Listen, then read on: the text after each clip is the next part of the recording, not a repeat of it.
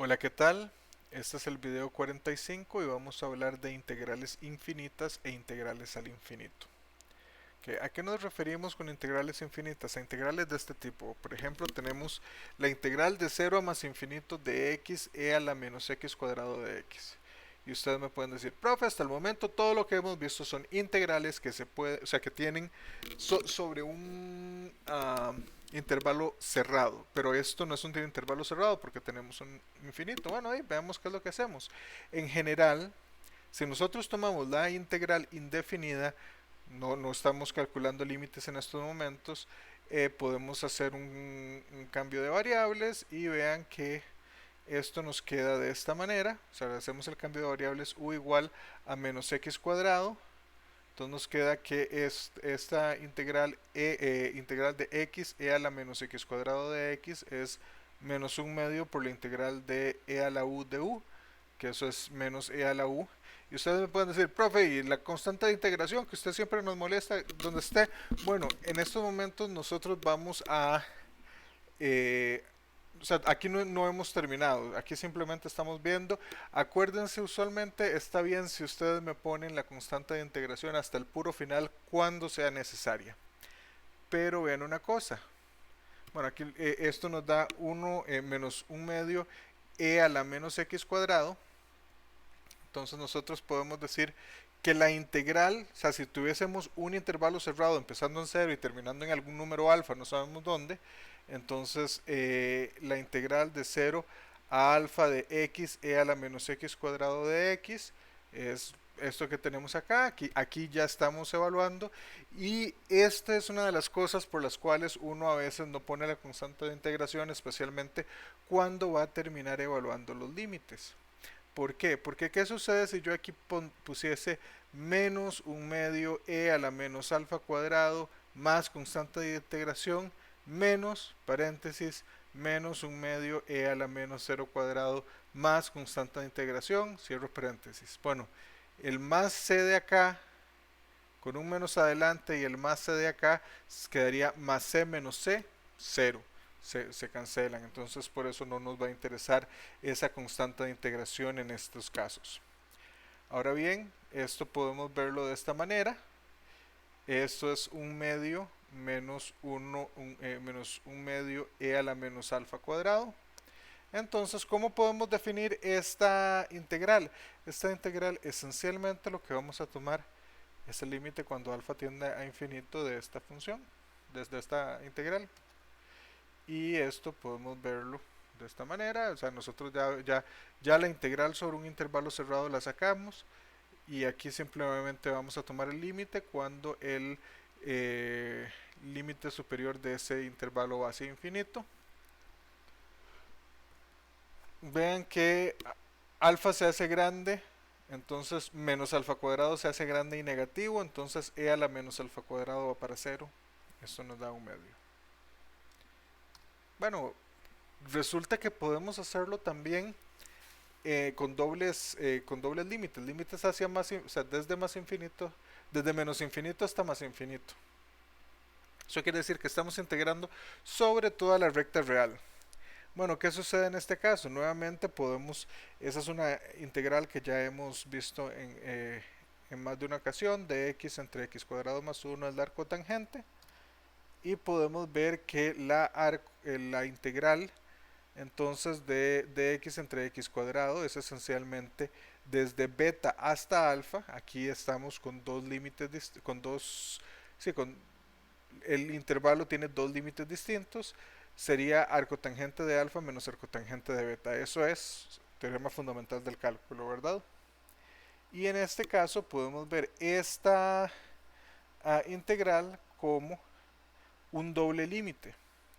Ustedes me dicen, bueno, profe, ¿cómo es un doble límite? Bueno, pues simplemente tomamos la expresión, sacamos el límite cuando va para b y vemos si eso nos da una expresión de la que podamos calcular.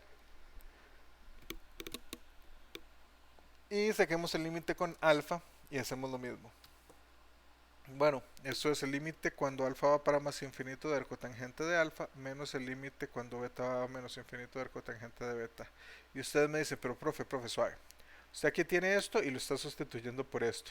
Pero ¿por qué los dobles límites? Bueno, porque tenemos una resta. Si los límites existen, entonces el límite de la resta es la resta de los límites. Entonces aquí me quedaría el límite cuando alfa va para más infinito y beta va para menos infinito de arcotangente de alfa. Esa primera parte, ¿en qué depende de beta? Absolutamente en nada. Entonces es una constante con respecto a beta. Ni siquiera me preocupo por esa variable en este primer límite. Y en el segundo límite pasa lo mismo pero con alfa. O sea, sería el límite cuando alfa va para más infinito, del límite cuando beta va para menos infinito, de arcotangente de beta. ¿En qué depende eso de alfa? En nada. Bueno, y aquí esto lo podemos calcular. El límite cuando alfa va para más infinito del cotangente de alfa es pi medios. El límite cuando beta va para menos infinito del cotangente de beta es menos pi medios. Entonces nos queda pi medios menos pi medios, es decir, nos da pi. Ok. Si se acuerdan, nosotros habíamos dicho que íbamos a ver integrales al infinito.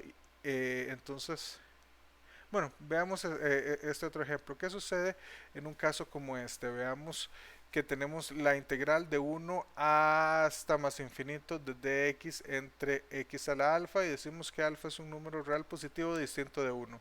Distinto de 1, ¿por qué? Bueno, porque queremos eliminar el caso del logaritmo, ¿verdad? Es nada más que queremos hacer una integral bonita. ¿Qué es dx entre x a la alfa? Es de la integral de x a la menos alfa de x y eso tenemos que es x a la 1 menos alfa entre 1 menos alfa. Podemos entonces calcular el límite para más infinito y nos queda un límite de esta manera. Ahora, ¿qué sucede? Si alfa es, si menos 1 si 1 menos alfa es negativo, entonces no importa que entre más grande se haga t, estamos elevando algo muy grande a un exponente negativo, eso me iría para 0. Entonces, ¿cuándo es 1 menos alfa negativo? Cuando 1 menos alfa es menor que 0, es decir, 1 es menor que alfa. Entonces, si alfa es mayor que 1 o 1 menor que alfa, entonces 1 menos alfa es menor que 0, ese límite nos da 0 y esa integral nos da la segunda. Y aquí vean, usted me dice, pero profe, aquí está menos 1 entre 1 menos alfa y aquí usted no tiene el menos, pero vean que el denominador también cambió a alfa menos 1. Si tenemos el otro caso, entonces ese límite no existe y por ende la integral tampoco. Entonces esta integral solo existe si alfa es mayor que 1.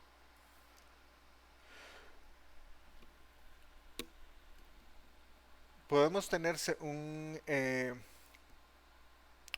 caso similar. Antes nosotros estábamos viendo qué sucedía cuando nos íbamos por x hacia más infinito, pero también nosotros podemos tener algo de este estilo. ¿Qué sucede si nosotros tenemos en B una asíntota, es decir, el área aquí no está acotada en la altura? ¿Cómo hacemos para calcular esto? Me imagino que para este momento no es así como ah, ningún secreto. Nosotros vamos a sacar un intervalo cerrado acá donde la función no llegue a esta asíntota y vamos a sacar el límite de ese punto cuando ese punto va para B. Entonces hagamos este ejemplo. Este ejemplo más bien nos va hacia el otro lado, porque ¿qué sucede? En x igual 1, 1 entre raíz de x es 1 entre raíz de 1, que es 1, no hay problema. Pero vean que esta se indefine cuando x va para 0 y de hecho si nosotros tomamos, no sé, tomemos 0.25, entonces el